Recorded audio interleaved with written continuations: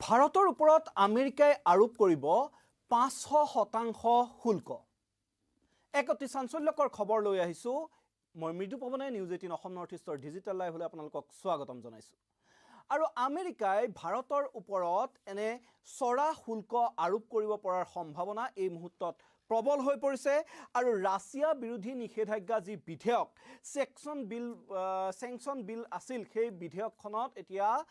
Donald ট্ৰাম্পে সন্মতি প্ৰকাশ কৰা বুলি এক খবৰ পোহৰলৈ আহিছে। ডোনাল্ড ট্ৰাম্পে এই বিধেয়কখনক সমৰ্থন জনাইছে আৰু এই বিধেয়ক আইনত যদি পৰিণত হয় আৰু এই আইনত পৰিণত হ'লে এতিয়া বিপদ বাঢ়িব পাৰে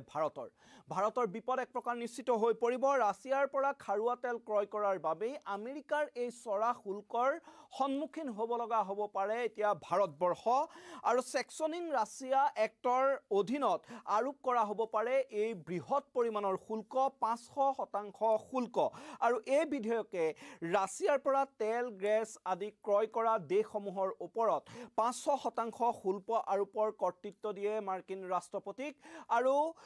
ইয়াৰ ফলত এতিয়া ভাৰত আৰু চীনৰ ওপৰত শুল্কৰ বোজা জাপি দিব পৰাৰ এক সম্ভাৱনা প্ৰবল হৈ পৰিছে। বিভিন্ন সময়ত মাৰ্কিন ৰাষ্ট্ৰপতি ডোনাল্ড ট্ৰাম্পে ৰাছিয়া আৰু ইউক্ৰেইনৰ যুদ্ধ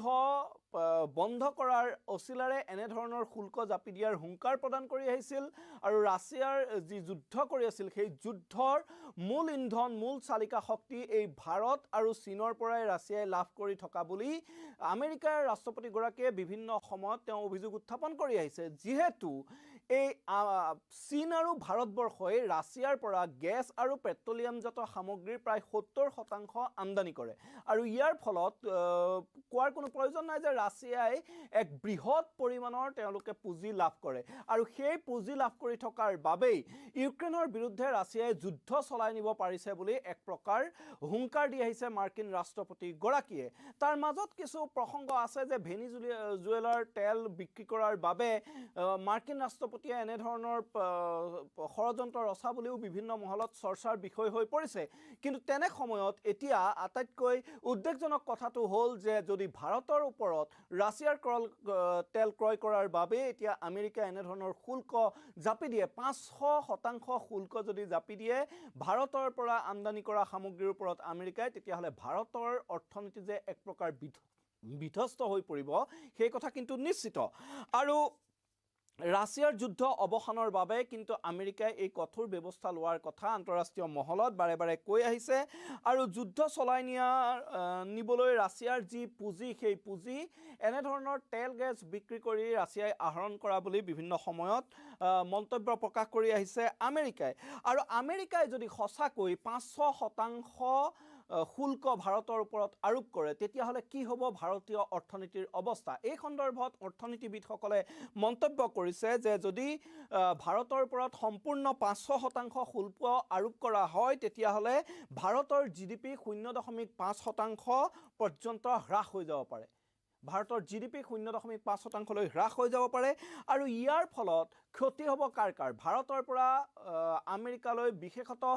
ঔষধ, বস্ত্ৰ আৰু IT সেৱা খণ্ডৰ বিভিন্ন সামগ্ৰী ৰপ্তানি হয়। আৰু এই তিনিটা খণ্ডৰে আটাইতকৈ বেছি লোকচান হ'ব বুলি এতিয়া অৰ্থনৈতিক বিশেষজ্ঞসকলে মত পোষণ কৰিছে যে ভাৰতৰ যিসমূহ ঔষধ উৎপাদনকাৰী প্ৰতিষ্ঠান আছে, তাৰ সমান্তৰালকৈ বস্ত্ৰৰ যিসমূহ প্ৰতিষ্ঠান আছে আৰু IT সেৱা সামগ্ৰী প্ৰস্তুত কৰা প্ৰতিষ্ঠান আছে, তেওঁলোক বিস্তৰ ক্ষতিৰ সন্মুখীন হ'ব যদি এনেদৰে এই যি ছেকচনিং ৰাছিয়া এক্টখন যদি প্ৰকৃতাৰ্থত আইনত পৰিণত হৈ যায়, তেতিয়াহ'লে ভাৰতৰ এইকেইটা খণ্ড অতিকে আহুকালৰ সন্মুখীন হ'বলগীয়া হ'ব পাৰে। আৰু ট্ৰাম্প প্ৰশাসনে ৰাছিয়াৰ ওপৰত জাৰি কৰিবলগীয়া এই ব্যাপক নিষেধাজ্ঞা বিধেয়ক যি ছেকচন বিল, তাৰ সমৰ্থনৰ ইতিমধ্যে ইংগিত দিছে। এই কথা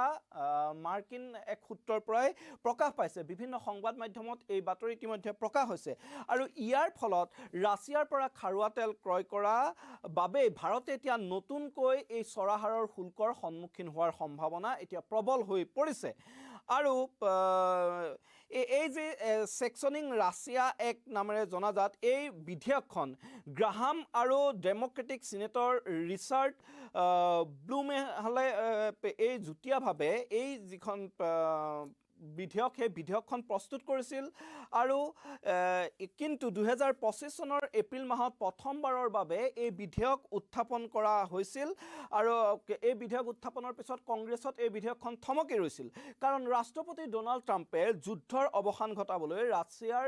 ৰাষ্ট্ৰপতি ভ্লাদিমিৰ পুটিনৰ সৈতে আলোচনা কৰাৰ প্ৰয়াস কৰিছিল 2025 চনতে এই যিখন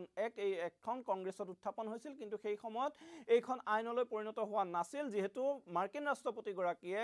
ভ্লাদিমিৰ পুটিনৰ সৈতে আলোচনা কৰাৰ বাবে তেওঁ এক প্ৰচেষ্টা অব্যাহত ৰাখিছিল আৰু ৰাষ্ট্ৰপতি ট্ৰাম্পে এই বিধেয়কখনক সমৰ্থন কৰিব নে নাই আৰু ৰাছিয়াৰ খাৰুৱা তেল ক্ৰয় কৰাৰ বাবে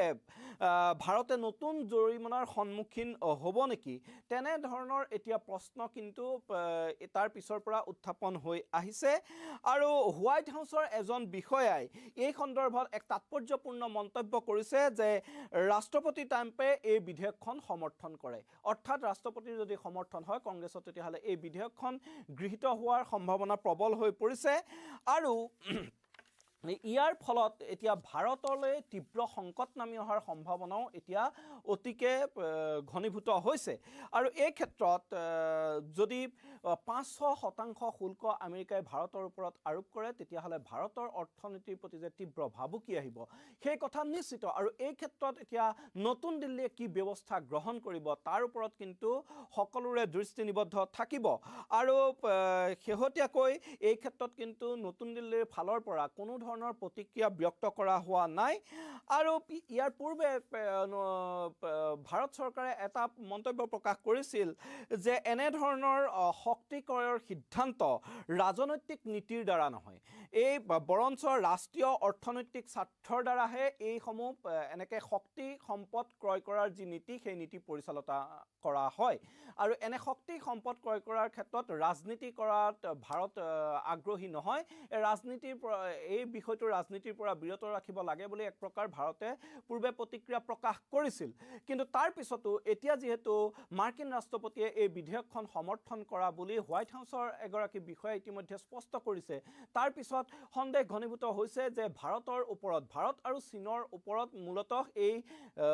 শুল্কৰ বোজা জাপি দিব নেকি আমেৰিকাই আৰু এই ক্ষেত্ৰত অৱশ্যে ৰিপাব্লিকান পাৰ্টিৰ যি আমেৰিকাৰ ৰিপাব্লিকান পাৰ্টিৰ সকলো সদস্য ইয়াত সন্মত হোৱা নাই সকলো একমতত হোৱা নাই সিনেটৰ ৰেণ্ড পলে সতৰ্ক কৰি দি কয় যে ৰাছিয়াৰ তেল ক্ৰয় কৰাৰ বাবে চীন আৰু ভাৰতক